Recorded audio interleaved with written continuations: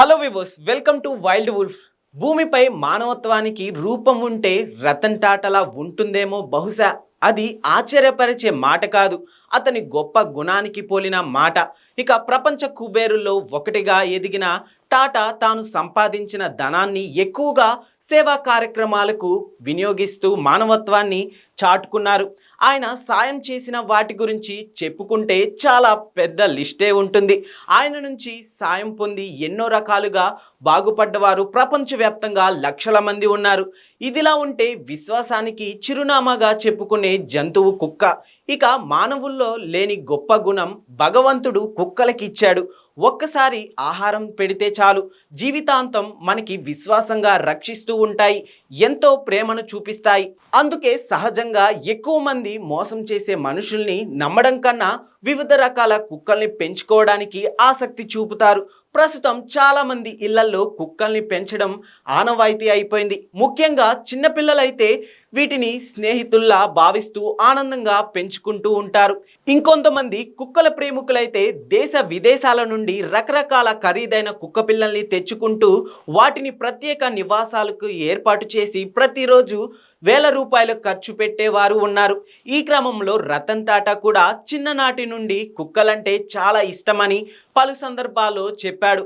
ఇక Tata group of ప్రధాన కార్యాలయం అయిన బాంబే హౌస్లో వీధి కుక్కల కోసం ఆయన ప్రత్యేకంగా ఓ గదినే కేటాయించారు. అవి ఆడుకోవడానికి, విశ్రాంతి తీసుకోవడానికి ప్రత్యేక ఏర్పాట్లు కూడా చేయించారు రతన్ టాటా.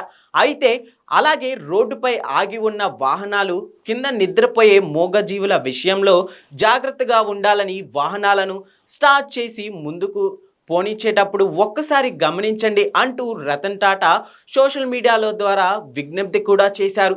ఈ నేపథ్యంలో ముంబై నగరంలో చాలా ఫేమస్ అయిన తాజ్ హోటల్ వివిధ రంగాల ప్రముఖుల అందరికీ లగ్జరీ వసూలతో బిజీగా ఉండే ఈ హోటల్ లాబీలో ప్రతిరోజు ఒక కుక్క సేద తీరుతూ నిద్రపోతుందట. అది అక్కడ ఉన్న విషయాన్ని ఫోటో తీస్తూ హెచ్ఆర్ నిపుణులు రూబీ సోషల్ మీడియాలో పోస్ట్ చేస్తూ ఆసక్తికర వ్యాఖ్యలు చేశారు.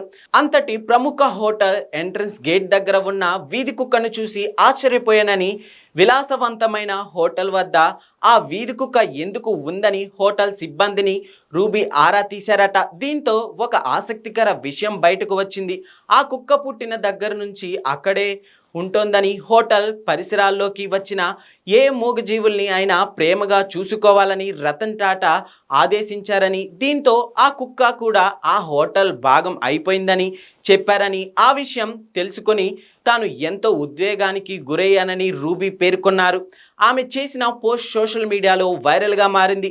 మరోవైపు రతన్ టాటా గొప్ప మనసుపై నెటిజన్లు ప్రశంసలు కురిపిస్తూ ప్రతి ఒక్కరూ రతన్ టాటా జీవితంలో కొంతైనా మానవత్వంగా ఉంటే ఎంతో బాగుంటుందని ఆయన్ని అభిమానించేవారు వ్యక్తం చేస్తున్నారు.